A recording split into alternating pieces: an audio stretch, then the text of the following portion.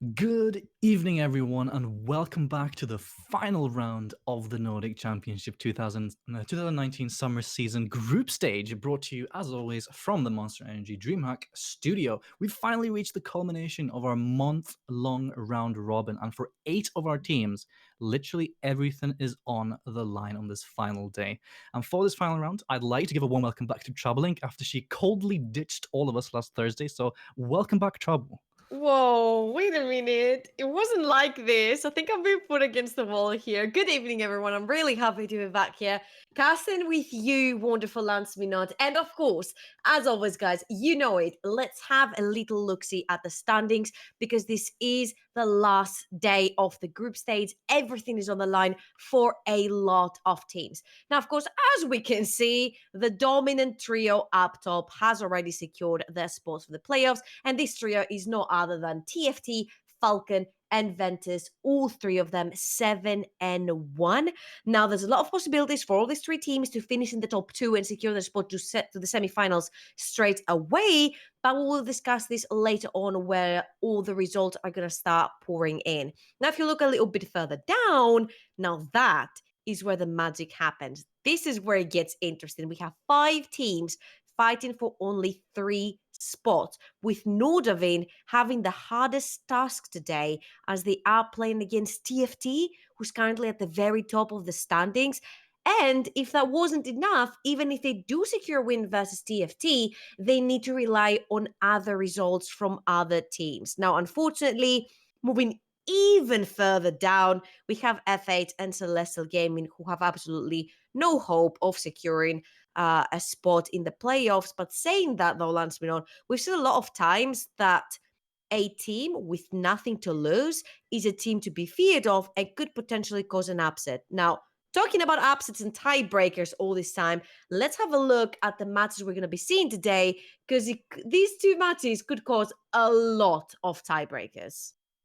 Yeah, there are very clear reasons why these matches have been chosen for today's broadcast. With the Copenhagen Flames and Neon Esports matchup, that not only affects the destinies of these two teams, it pretty much affects 5 teams in total here, with MJ, Dusty, Copenhagen Flames, Neon, and Nordavind all rooting for one team or another here. We'll get more into that in just a moment. And for the second match of the day, it is going to be Dusty versus Aventus. Dusty, they want this win, and we've seen the evolution of this team. We've been talking about this over and over again, right? But this is their big chance to say, hey, we can take games off of the top teams, because even a 1-2 finish is something that they gotta hope for today Think to about it. pad They're up going their to game cause win percentage. hell.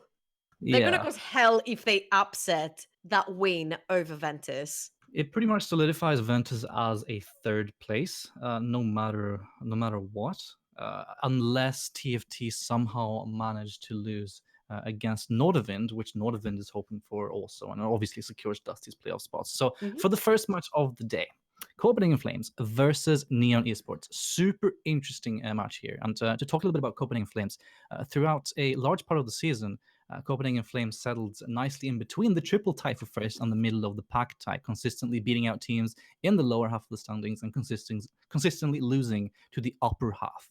Now, the squad seemingly lives and dies by the hands of Young's early impact. We talk about this, and we've seen a tendency lately for Copenhagen Flames to draft themselves into losing solo lanes. So, for example, there's the Cassadin pick versus Falcon last week, going up against the Kennen, I believe, that they switched around.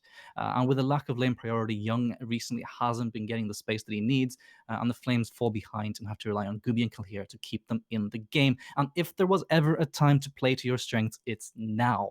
Now, the Danes have their fate in their own hands, but they obviously also not obviously, but they also have they're also somewhat in charge of 3 other teams' destinies as well. Since a match win versus Neon tonight, it completely eliminates Neon from playoffs contention, and it secures playoffs for themselves. And I believe there's still a small chance for Nordavind to get that big upset versus TFT. And if they manage to do that, then yeah, that's when hell starts to break loose. And also, if MJ somehow loses to Celestial, then it's a big shakeup, and it's gonna Oh, come yeah. down to head to head. It's gonna come down to game win percentages and all of that jazz. So we'll be able to give you the results at the end of the broadcast. We will hopefully know all the quarterfinals teams by then. But yeah, for now it's a little bit shaky. On the other hand, though, Trouble, there is obviously Neon, and they have their own goals and aspirations. They do, and they're currently sitting on 3 and 5. So you can't necessarily say, okay, this is a cool game. Like, we have 3 teams sitting on 4 and 4, and even if they lose and they go 4 and 5, they could still have potential into getting into this playoff spot. But sitting on 3 and 5, a win is mandatory for Neon Esports. Now, what can I say about this Finnish fire spitter of a team, right? Because they're either gonna be they've got a great recipe for success and disaster at the same time, it feels like. And I mentioned success and disaster because it feels like a little 50-50, and we don't know which Neon is gonna show up every time. So when everything goes according to plan, you see Rain and Tiara all over the map, ganking for Yameru, ganking for Haru, then the solo laners dominating their lanes accordingly, Azita joining after a long farming session in the bot lane, and then, coming into the team fight, you're like, whoa, where is he coming from? And boom, that's it. Quick, clean, good game, well played for an esports. Now, it all has to fall into place, like we talked about, and it has to be a success for every single lane for this to be like a well-oiled gear that will move together. Taking it up is Haru in the top lane that we have moved into the picks and bans phase. And I feel like Haru has been performing very well in the past few games. We had a little bit, to say about him at the start. We saw him playing the camera. We're like, okay, he's not giving mats to his team. We can't see him performing very well. It doesn't work for them. But so much calculated aggression lately, lane dominance, which has translated into game pressure for his entire team. He has actually established a name for him up top lane. Talking about it though, today Neon is playing with not one but two substitutes. So no Harry in the top lane, no Yamera in the mid lane. It's going to be Ocarine and Veluxa playing this game. And this is where it gets a little bit confusing, Lanceminot, right? Because we're used to Rain playing towards the top side of the map. So Tiara joined him on that Warwick Yumi kind of, mats that we saw them running and dominating with that. But we're mainly used to Azita in his own devices down bot lane playing a very passive game with Tiara. And now you're bringing in two solo laners when your team plays through the solo lanes, basically. So I can't wait to see what, the team coherence is bringing in not one, but two new solo laners when the previous two were actually performing really well. Yeah, a little bit questionable here. I'm not really sure whether that top lane substitute is really a substitute or a name change if we check with the check-ins and everything. But definitely in the mid side, Yamera being substituted out for Veluxa for whatever reason, some internal things that we don't necessarily know about. But it's very questionable and unfortunate for them to have to run substitutes in such a crucial final round, right? Because they still have playoff hopes. There's still a big chance, or there is a chance, and it relies on this matchup for them to make it. And then obviously they have to think about the other results as well. But very unfortunate timing for that substitute to be coming in. But yeah, we Ooh. are heading into picks and bans here. So after the ban phase down there, where Rek'Sai, Kiana, Yumi, and Azir Zaya. Aatrox taken away. I like those bans. There is that recon pick. Zaya obviously not available. Corki Ezreal running for the double ADC composition. The safe picking Corki. I was Obviously about to with say that Azir is gone. so typical. Yeah, So so you're typical. running a new mid laner, you want him to be safe, so you put him on Corki, fine. But it is so typical that they put Azita on the Ezreal, and that kind of gives away that Tiara might be going on one of these supports that can actually roam around the map with the jungler. You could potentially see him, onto the Tamkens, the Thresh, and Morgana, anything of that sort to go around with Rain. And we've seen a lot of times that Azita is left into his own devices down the bot lane, but then we've also seen games where you pay a little bit of attention on Azita and he can kind of carry through the entire game. Now, is it possible to play through the top side with two new standings into the team? And will this work well for Rain? What is going to be, the team like? The coherence of the team, the macro play when you play with somebody who's new, especially after you have to step into Yameru Suj, who has been doing spectacularly. And it wasn't just that, it was the fact that he had such a huge array of champions he could choose from. And right now, you're literally first picking the safest thing you can for your mid laner. Yeah, it sort of shakes up all the intricacies of picks and bans and reshapes your priorities a little bit when you're playing with this new substitute mid laner. Obviously, we don't know how much practice these guys have with Veloxa, and we don't know whether or not this might be a positive thing, shaking it up versus Copenhagen Flames. You know, throwing them a curveball on the final day, giving them something they're not prepared for. But I think a Corki, as you say, is something that Copenhagen Flames are going to be very prepared for, regardless. Right? So, yeah, it maybe opens up to Tiara to roam a little bit with this Ezreal pick, but I don't know.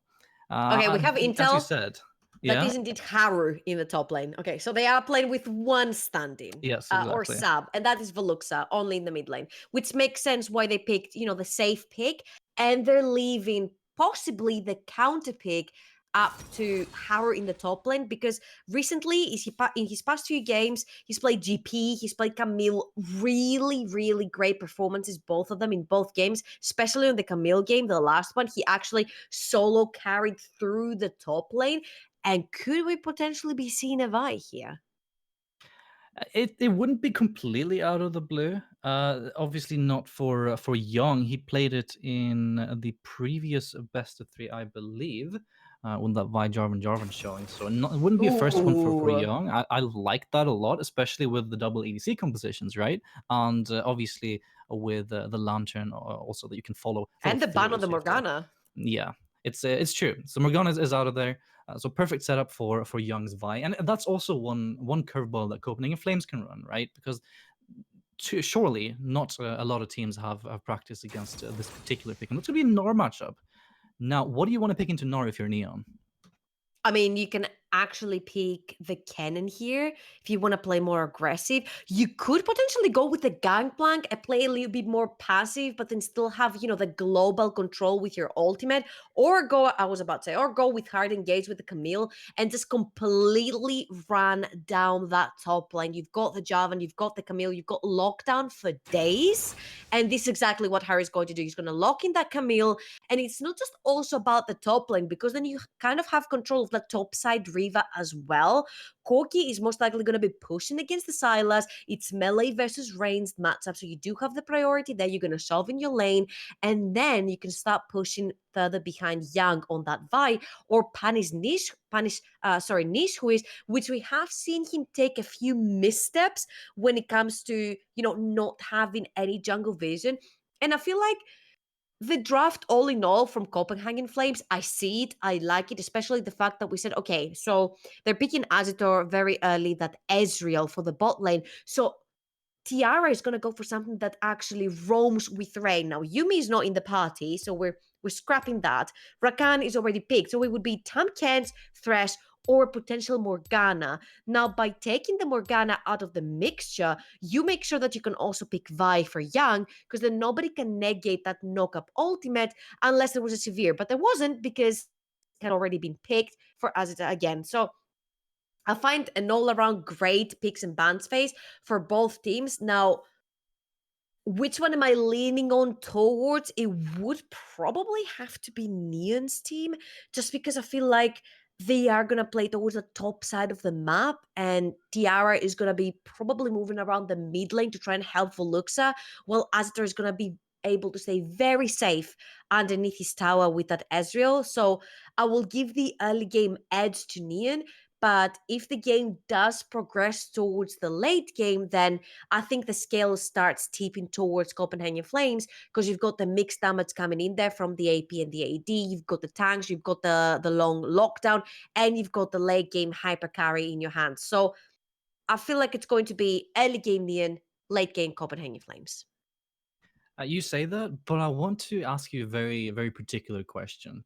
So we made a little bit of a point here of how Copenhagen Flames sort of need to open up the jungle, or give a Young more space to do what he does best, and just roam around, get that invade, be really in your face with the ganks as well. Do you think with the Silas and Nar into the Corki and the Camille that that Copenhagen Flames are giving Young the room that he requires to be able to match up against Rain in this matchup?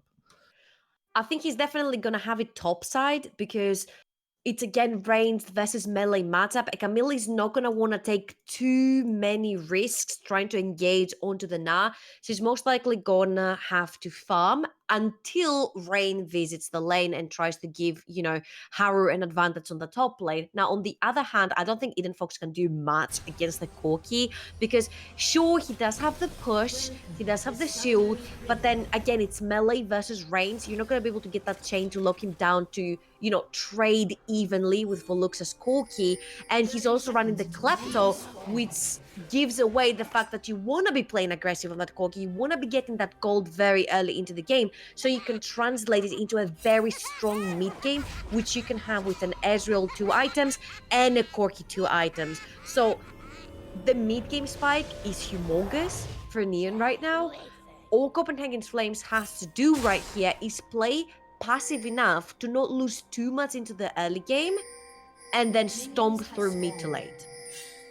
So all Copenhagen Flames need to do is hold on in the early game, as Trouble said, and we are heading into game number 1 here. It is going to be Copenhagen Flames versus Neon Esports. A little bit of an early grouping here coming in from Neon, who want to get that early impact. They want to get these items, as you said, and try to influence a little bit. So how do Neon best open up for Tiara to move around the map with Rain? A little bit of a trade, in the mid lane.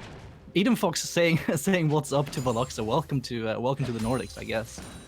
Exactly. I mean, you don't really have to do much. The lane is gonna push towards you anyway, and even if you're underneath a tower with the Ezreal, you're pretty much super safe. So I feel we're not gonna see any crazy roams from Tiara, while Eden Fox is getting chain after chain actually on Veluxa. So great turnaround damage from him there. But yeah, I think we're gonna have to wait until Mobbies for Tiara, and then we could potentially see a roam towards mid lane, get Veluxa to be comfortable into this matchup, get him to be, even slightly ahead, to be able to bully Eden Fox will give him that peace of mind of, all right, okay, I'm ahead right now, I'm gonna get my Trinity Force ready first, and plus, you're the guy who's been subbed into someone's shoes who did great, so you want to get that player to feel good, to feel comfortable in his own lane, and Rain has other plans. Yeah, Rain coming in with the early gank top side, forces the flash of Nishu, on bot side, Tiara hooks the minion after an early grand entrance by kill here. So some cross-map play coming in here, but crucially the flash force on Nishu is not. And that's perfect because right now it's going to be Haru pressuring the top lane. Rain has marked the blue buff of Young, and look at the 8 speed that Young is moving with to go to that blue buff. Now Rain, yet Rain another wants gun. more. Eden Fox in a little bit of a pickle here. Flag and Drag comes in for Nane. Knocked up actually underneath the tower, but Rain managed to step out of it. That's another flash. Yeah, another flash there coming in. That's Rain! Forced by Rain. Yeah, his early impact, you cannot let this guy run away with the game. That is the idea of his jungler, extremely aggressive, but it's just so well timed and managed that he knows where to be, when to be, and this is what I wanted to talk about, but kind of the picks and battles started a little bit too early, so I didn't have time. In my opinion, he has so much great map and jungle awareness and such amazing cross-map plays that he somehow always sniffs where the jungle is. Now he's going for bot lane. Speaking of cross-map, this guy is taking the Summoner's Tour of Summoner's Rift. Yeah, another flash bot side. This guy is forcing flashes left, right, and center. However, Tiara had to use his this time though. But I mean, hey, still. Hey, you don't care. If you're ready, fine. 0 flashes for me. Exactly. I've picked up 3 there. I feel like Tiara flashed, not necessarily to get someone's flash, because Gooby had already flashed away. He was hoping that he would land that hook gracefully, though Gooby puts his dancing shoes on and sidesteps that, so he stays safe. But now, nobody else is safe. Eden Fox and Nishuis are in solo lanes, both have TPs, so you grab a kill there, force the TP, and then repeat gank, which we know Rain is someone who does that a lot, will not only put Haru ahead, but we've seen him on that Camille. When he gets ahead, he can translate that into a lot of game pressure for his own team. So it's not just that one lane kingdom that we're talking about going straight towards the Nexus, but Haru knows how to translate that into mid-game pressure and into mid-game win for his team. And this is perfect, right? Enabling your solo laners by blowing all of these flashes, forcing your opponent to play that little bit extra safe, and it makes it that much more difficult for Copenhagen Flames to play according to the mid-game win condition that you pointed out. Just try to get to the later stages of the game. Try to get past this neon power spikes that are going to come in eventually. But with the early game now tilted towards your enemies, it's going to be even more difficult with Rain's impact here. It's going to be a little bit of a scouting there around the dragon pit, and the first one's going to be that infernal dragon trouble. So surely that should be in Neon's hands, right? Sure, and it's funny because Young is one level ahead of Rain, but does not want to take that fight because he doesn't have Prio in the bot lane, in the mid lane, or the top lane. So there's zero Prio. So even if Young has pulled out ahead, has so much more CS. Oh, they look actually goes in. Tiara takes it. Straight into Gooby and Kalhira there, so he takes 50% of his HP in trade damage off of following the Thresh syndrome, I suppose. Yeah, I mean, into all these minions, it's really hard for Azita to actually hit his Q right there. It's pretty much a champion full of skill shots, and sure, the W goes through the minions, but for you to pop that damage and hit your Qs, this is very crucial. So, no Q connection, no damage coming back from Azita, so Tiara actually loses that trade right there. Now, I wanted to say that you said, how do we unlock Young if we're Copenhagen Flames? And that would be through your lanes, but when all your lanes are being pushed and losing, oh boy, Nishuis. Speaking of unlocking through the lanes, Nishuis is looking for the enabling here, and there it is. Enabling Young with that first blood setup, the Mega Nard knock into the wall is going to cause Haru to fall back in the early game despite the early pressure. And we've criticized Nishuis about the fact that he doesn't have much awareness all the time when he's in the top lane about where the jungler could be, if he's getting ganked, if he doesn't have his summoners. Well, this time it was Haru pressuring way too much. And even though he did have the vision, he was pressured so far into lane that a beautiful Nat ult by Nishuis locks him down in time for Young to get over there. He didn't even have to use his ultimate, they didn't have to use any summoners, they just pretty much just beat you down. Yeah, pretty cleanly executed there, capitalizing on Haru's overconfidence perhaps, knowing that he did have that summon spell advantage, but he pays for it, and now it's going to be a little bit of an advantage for Nishui's Gnar as he goes back to recall, currently sitting on 1,100 gold there. So perhaps looking for that phage power spike before anything else. Ubi does not have flash. Yeah, Gooby's still flashless down, and Rain is waiting in the bush here, trying to set something up, waiting for the enemies to overstep a little bit. Oh, this is so hard because there's no flash on Tiara either for a flash play, and it makes me really sad because Rain did all this work in his solo lanes to grab the summoners, and right now flashes are back up. So even though he had a great start in the game, he forced all these summoners, he forced the solo laners back. Now the solo laners can play with much more, with no fear because they know that they have the flash if Rain ends up in their lane yet again. So the fact that there was no repeat gag from Rain is a little bit questionable, assuming that he is a very aggressive jungler into the early game and he likes getting the advantage from his team through that path that he just showed us in the early game. I'm really scratching my head here as in why there hasn't been any repeat ganks in the flashless lanes. Yeah, I was thinking the same thing, but then we also have to take into consideration that Rain has to get his levels up also, right? There was this engagement by the Dragon Pit between Young and Rain, which you said that Young didn't want to take despite being a level up. Now, you have to farm up as a jungler also. You can't spend all your time ganking. And he did literally walk from top to mid to bot lane and was quite Which it did put him severely down behind. in farm. It did put him behind with like 4 camps or so at one point. And you see the CS lead for Young now. So, you know, he did try to influence bot side, obviously, with Gooby's flash still being down, but didn't manage to make something out of it. So I suppose kudos to Copenhagen Flames for waiting it out, I suppose.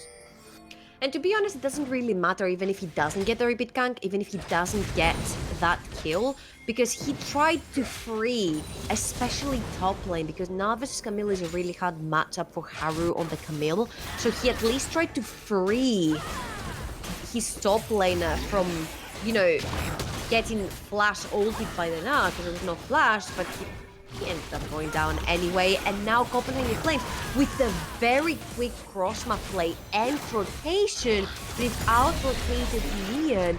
Top lane has lost a lot of farm, they have lost the plate, and bot lane Niche, which is also pressuring. And mind you, Haru had to run all the way from top lane to bot side because they didn't sniff out that rotation fast enough. And it's going to cause a severe XP advantage in favor of Copenhagen Flames. We see this gold lead, you know, starting to grow here. Not necessarily ballooning, I was about to say, but you know, the first blood gold obviously with that 600, now up to 1.5k. It's not much, but you can see these advantages that you talked about being translated into, you know, actual leads for this team. And if they're starting to out-rotate you at this point, they've already got a grasp of the pace of the game, which is quite difficult if you're Neon, because they were supposed to have the upper hand early on. Sure, and don't forget, yes, they do have the late game, but they're not that bad in the mid game, and you add in there the threat of a Vi ultimate that you can't negate with anything, so whoever it lands on, it's actually going to cause the knock-up, and then you can have Kalira following up with even more CC, and you have so much damage in your back pocket that you eventually are going to get one kill. Now, the thing is that my only concern is that we've seen Rain very low profile into this game when he should be pressuring into that early game. And sure, he did get his team that Infernal Dragon, which is going to help him a lot with the double ADC. And definitely you see these Kleptos coming in and the items almost being there, you know, mana min completed, he's gonna have Trinity Force. Oh, Rain with a repeat gang. Count Vexing ultimatum by Haru, but look who's here! It's gonna be Young, forcing the TP, however, off of Azator. He's coming in here, has to flash over Nish, who is, however, afraid of any CC lockdown. So a bunch of stuff being burnt down in the bot side. Rain's flash, Haru's and Azator's flashes in favor of, or in trading of Nishui's and Young's as well. So nicely answered there by Copenhagen Flames. I'm pretty sure we've seen that teleport from ADCs before, and we talked about how dangerous it is when you want to join a fight and you're like, okay, I want to TP in, but I don't want to TP all the way at the back. And this is where teleports kind of get questionable, because Azator wants to be there in time to try and possibly try to heal or get a kill for himself, but then, oh, nice look there by Tiara, but then he teleports way too far in, it costs him his flash and his teleport. So, in the end, I think it was a favorable trade for Copenhagen Flames, but saying that... But this one might not be, as Goopy is now hooked by Tiara, has to use that stopwatch underneath the turret. It's going to be easy pickings for Rain after he finds that gank off of Tiara's hook. So beautifully executed by Neon there on the top side. Beautiful stuff. And Azator has used his arcane shift, so I'm thinking Young is going to go even more aggressive and try possibly for a tower dive in the bot lane while they're taking one tower plate. Oh boy. Yeah, it's looking rough for Azator here. TP is going to come in, however, but it's way too late. Haru is there. Actually, it's double TP by both Volux as well as Haru, forcing a teleport off of Copenhagen Flames. Even Fox down here, and the tower dive is being extended. Haru sniffs Young out, but can't really get much. So how many teleports was that? There was a grand total of 3. 2 for Neon and 1 for Copenhagen Flames, with obviously Azator going down. And that looks a little bit not a non-warmed up Neon. We said it's either the best or the worst with this team. So we've seen a lot of questionable teleports. You have spotted Young over there. Young had a few seconds fight with Azita before the tower dive happened, so you don't have to pull both your TPs, but at least pull one of the two before Azita gets tower dive, keep your AD safe, and negate the tower gang, which in turn would negate them taking the first tower of the game down bot lane. So again, new mid laner coming in. Maybe the synergy is not 150% there, like it was with Yamaru. So we're gonna have to wait and see. Maybe he needs one game to get warmed up, but this definitely is not the Neon that's stomping the early game. Rain doesn't seem there 100%, and it kind of all seems off for me right now. I hope they pull the trigger in the mid game. Trinity Force completed for the Corki. We've got the Sheen and Manamin for the Ezreal, so I'm expecting to see, you know, a few plays being made before that Kai'Sa becomes an absolute menace in the late game. And all of these teleport plays down in the bot side for Neon here, as response to Copenhagen Flames bot lane aggression with Young and the tower dives, it felt a little bit as if they wanted to wait until it was just barely too late, right? But they ended up over-waiting until it was indeed too late. And the teleport commitments that then came in from Veloxa and Haru here, it felt a little bit as if yeah, you made a point about the first game not necessarily being too warmed up, right? But made a little bit of a point of him perhaps being too eager to assist when it's needed, and instead not identifying that, hey, okay, my ADC's dead, teleporting here doesn't necessarily do anything. Kalira! Yeah, Kalira's cooked there by Tiara. Ignite is running on him. That should be the kill. Rain now, you said he was a little bit off. The Cataclysm, a little bit overkill there. Pays for that one with his own HP bar, and Young both now on the hook. Minion takes the heat instead, and it's a 1-for-1 at least in favor of, well, neither team, I guess.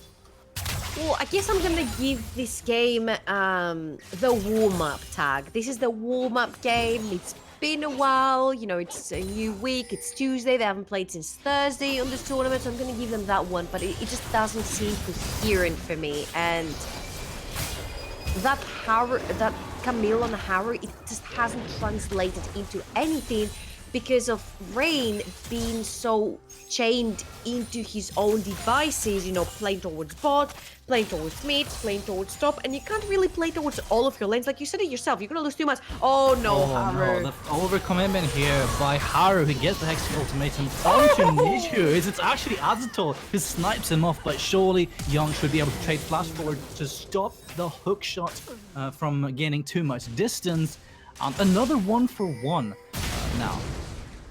But honestly, that seems fine in favor of Copenhagen Flames. They managed to respond in time. Young seems to be everywhere at the right time. You know, exactly, and you're not really getting Haru any further ahead. You're getting him further behind, if anything. And Haru is really overzealous there, and he's not paying attention of where the enemy jungler could be. And at this point, you've got absolutely no vision on Young, and you know that he has targeted you before in the top lane. He's already sitting on 2-0, so you don't want to be getting caught out trying to push that Na further behind. But if you don't push the Na further behind now, you're gonna fall even further back yourself, because that Na is going to be a sleepless menace into the late game, and you're going to need to have another two players coming with you trying to stop him, and then the cross-map play will happen from Copenhagen Flames. So far, I just don't see the pressure I would love to see from Neon, and it seems like Copenhagen Flames played the exact game we said at the start. They play calm, collective, they're waiting for the right moments, they pull the trigger, and they know late game will come sooner or later. Yeah, Neon seemed to have all the proactiveness in the very earliest of early games here, but once that didn't really net them any advantages, once all the flashes were back up, they seemed to be playing catch-up for the rest of it. And obviously Young, with both the proactive and reactive plays, has been quite on point, as well as Copenhagen Flames as a unit. Now there seems to be a little bit of a top lane focus here. Watch Young and Rain's positioning. There's Haru, he goes in, but he's going to be knocked off by Young. This man is here once again, standing in that Hexing ultimatum comes in after the ult by Young, a nicely buffered flag and drag, but it's another kill now in favor of Copenhagen Flames, and that's the turret as a result.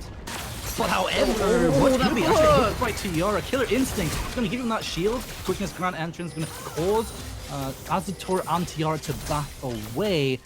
So luckily for Gooby that he had his trusty support by his side. Actually, look at the flag. Young again. Look at this man. Veluxa standing on the on the burn damage, I believe. Gooby now taken down by Azator. But watch the snipe. Eden Fox coming in with the rockets that he stole off of Veluxa. And what an explosive fight. 3 for 1. Yeah, Veluxa right there tried to come through to get into this fight, but Eden Fox was having none of that. He stopped him and put so much damage down, and it just seems like the good Copenhagen Flames that we know. They play cool, calm, collected, great macro play. They know what they need to do. They do it to a T. It just all looks like a well-oiled machine. They pretty much drafted with the spice in this one. They're like, all right, what are we good? Late game, cool, draft that. Put a little bit of spice in there so we can force Neon into taking these wrong steps, and then we take advantage off of them. So instead of it being Neon trying to chase the early game, a great performance in the late game by Young has shut down not only Haru, but it seems like the rest of the team as well. Because that Camille was meant to be the one that would carry you through the game like it did last time, but now that you've sat it down, it seems like there's no other way Neon can take to come out of this winning. I mean, there's still some possibility for Haru to be a super tremendous later on, but what Young is going to go for the steal. He's going to get the smite. He isn't. Manages to... Oh, actually, sorry. It's Eden Fox who tries to go for it. Young was on the other side. Oh, that's even weirder. So cheeky little Infernal Dragon there by Neon. Speaking of scaling, double Infernal, that's going to help at least a little bit. I mean, it definitely will. You do have the double ADC still. You're really fast at taking objectives still, but you definitely want to grab the Infernal Dragon away from Copenhagen Flames, who are right now chilling at 5,000 gold lead 20 minutes into the game. So it already looks a little bit grim. 2 items completed on that Kaisa, who is taking the fast damage route. This is going for Storm Razor, and oh my god, I forgot the name of the item. This can't be real. Rage Blade trouble. Exactly, the Rage Blade. Nishuiz jumps into 2, has to have a teammate teleport in. Gonna be Eden Fox, snatches, yoinks the kill straight in front of his top laner. But once again, Copenhagen Flames answer correctly despite Nishui's overextension there. And it's actually going to be another engage there by Young onto Veluxa, I believe. Now Aztor is in trouble. Eden Fox is right on top of him, as is Kilkira. Kilkira is going to eat a hook, however, which is at least a little bit of a consolation prize for Neon. Is it though? You kind of killed the support. They're pinging Baron. I mean, it's something. All you have is a Thresh and a less than half HP Jarvan. It feels like whatever Neon is trying to create right now is not enough, because Copenhagen Flames are so much further ahead. They've got the vision, they've got the items, they've got the strength and the comp, and no matter what you try to do as Neon, they double up on you and they punish. Now, wait a second, Rain. Oh, look at the damage coming in from Eden Fox. Now, Smite threat? I don't think so, says Eden Fox. He makes sure of that. Baron, yeah, 23 minutes now for Copenhagen Flames. And if you could not spot that this team was in the driver's seat in game number 1, well, that ought to tell it to you. Baron at 23 minutes. Okay, so they're obviously establishing their dominance here. I mean, Eden Fox outside of the pit, trying to zone, making sure Rain does never have the chance for that flag and drag and smite into the pit. They secure it. They're now so far ahead. They're 8,000 gold in the lead. They've got 3 towers, 0 so far for Neon. And this is where you can start establishing further vision into the jungle of Neon Esports. You know, bring all your pinpoints in, make them face check you, because face checking a Vi and a Rakan is extremely difficult, and you don't necessarily have any time to do that. Sure, the Jarvan is going the tanky route, but you're not tanky enough for the damage that has already been built on Copenhagen Flames side. Yeah, they don't seem to be able to really withstand that. Rain obviously behind since all of that shenanigans earlier on, and now he's on the defensive for quite a lot of this time. Like there's a reason why Young has so much more room to make proactive plays here in the 24th minute, right? Because he just straight up had the better start. And that's the point. He didn't though, because he ended up kind of sure he farmed more, but then we were like, whoa, Rain top lane, flash taken. Whoa, Rain mid lane, flash taken. Rain bot lane, flash taken. And we're like, okay, now we're sitting really tight on our lanes, see which lane he's gonna choose to repeat gank and take the kill. And it never happened. And that gave so much room to Young to do whatever he wanted, because Haru just got way too impatient and now they have no outer towers left. Yeah, they're on the defensive now. Neon trying to hold on to their inhibitor turrets as Copenhagen Flames are relentlessly sieging these, trying to demolish them one by one, or actually three at a time, I should say, with this 1v1 kind of ordeal that they've got going on for themselves. And with lacking wave clear coming in from Neon, it's quite difficult to hold on from. Two-shot barrage just now used in the top side, but that's a dead, or that's a destroyed turret there in the top side, and that opens up Nijhuis to move up onto this inhib. It's gonna have to force a response soon, Trouble. Somewhere at least, Neon, they have to be proactive. Efficient for hooks, but it doesn't really seem to be enough. Yeah, and at this point, Nijhuis is not... Haru goes for the extension on the hookshot, but he's gonna pay for that one. Assault and Battery comes in straight to his face, knocks him up. Edenfox steals the Cataclysm. Nijhui is flashing forward for a Mega Gnar ultimate there, but can't quite find it. Very flashy fight going on at the moment, but there is going to be that delayed 4-man almost ace there for Copenhagen Flames, and with only Azator defending, this might even be the game, Trouble. Well, I think this will definitely be the game. You still have the Baron. They want to go for... I thought they wanted to go for the 3 inhibitor kind of finish, but they don't really have to because it's only Azator who's alive. Yeah, also can be exposed from a distance. And... Edenfox? Oh, wait a second. He dies. I don't think he can solo defend. Surely he can't solo defend. He's trying to. Well, he's sniping them, but surely this Nexus is going down. Are they doing it? What? Azator coming in with a pentakill. Just off of one at a time cleanup. What is this man's deal? Wow. Echo power spike, I guess. I mean, wait a minute. Clutch, man. Holy moly. 3 inhibitors down. Your Nexus is really struggling to stay alive right now. No towers whatsoever left for your side. I think Neon is kind of doomed here. There is a teleport on Gooby. There is a teleport on Nijhui. So the second Baron spawns in 1 minute and 40. I mean, I don't think Neon is even gonna move out of their base. They can't. They need to constantly keep on wave clear because there's double super minions coming in from every single lane right now. So they have to constantly stay in their base, double wave clear with the triple infernal right now, and hope that magically Copenhagen Flames might forget that Baron exists. They're not gonna take it, and somehow the double super minions are gonna magically also disappear from every single lane. Basically, I think it's a done deal. I feel like it was a little bit Copenhagen Flames being a little bit split at the heat of the moment. They were like, okay, so we take inhibitor, so we finish the game. So it was like a little bit of a split moment there for them. I don't think that pentakill on Azator was what they needed to win. He completed his death cap actually right now.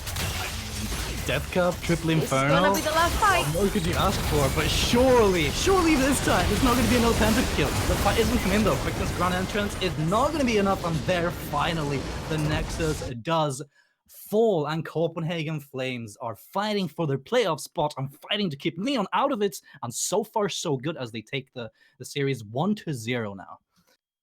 Good stuff. And I mean, can you really blame the new guy? I don't know. I don't think so. Sure, Rain gave advantage to a lot of lanes, but then the laners themselves should be able to translate that. And sure, Haru tried. He was almost there. He tried to play with the aggression. But yet again, we actually criticized Nijhuis for playing without vision and not actually playing towards where the enemy jungler is. But then it was Haru with the overextension, tries to engage while Nishwiz does not have his flash. Oh, well, guess who was there? Young, who's been farming all this time and was level 6 before Rain was level 6 to try and repeat a gank. So I don't know if it was really worth it trying to go from lane to lane to lane, grabbing flashes and giving the advantage to your laners if that can't be translated into an early game lead, because he felt like he brought Rain so far behind in his own matter then he couldn't do anything to translate that. And Tiara on the Thresh, it just didn't really seem to work because you've got an Ezreal, so you staying in lane with a Thresh is never gonna work if you're playing the Ezreal, because you just don't have what it takes for your damage to go through your minions. You need to hit your Qs. Thresh usually engages, through some minions, gets the cheeky hook. You want some damage to go down. So in the end, I felt like it was a little bit of an unfortunate, too safe peeking and drafting from Neon. I want something more creative. I want something more aggressive. I want the old aggressive Neon back. Get that Warwick in. Get that Warwick Yumi in. That's what I want to see. You're saying get your Mario in. I can sense it. No. I'm Trouble saying there, get that but Warwick and Yumi yeah, in. the I Warwick is mean, the answer. you can't really blame Veluxa. He just joined a team. You can't really put him on the spot and say it's your fault you lost, because that wasn't the case. I felt like he played too safe and too passive. It was the case with Nemesis on Fnatic at the start as well. Slowly but surely, the players hopefully get unlocked. Yeah, and you made a little bit of a point there of Tiara, but I have to sort of come with a little bit of a counter argument here that I think he was actually a little bit of a shining light here for Neon. He did get the consistent hooks onto Gooby. He did his best to try to craft these small paths way into the game. Obviously, it wasn't quite enough since the house was on fire already, but there was a little bit of shining light coming from this guy. And I also want to call myself out a little bit for not hyping up the pentakill a little bit more. But Trouble, I got to be honest with you, that was the most casual pentakill I've ever seen. It was just It was the most throwing out mystic shots. anticlimactic Yeah, pentakill because they were trying to finish the Nexus. You knew there was no way Neon was going to turn it. straight up Like, no way. well, at least I got a pentakill, I guess. Yeah, just I guess he gets a pentakill. Oh well. Ladies and gentlemen, that is going to be 1-0 for Copenhagen Flames versus Neon Esports. We'll be back with game number 2. I was about to say match, but game number 2, which could be the concluding one for Copenhagen Flames if they get their way. We'll be back after these ads. Stay right there.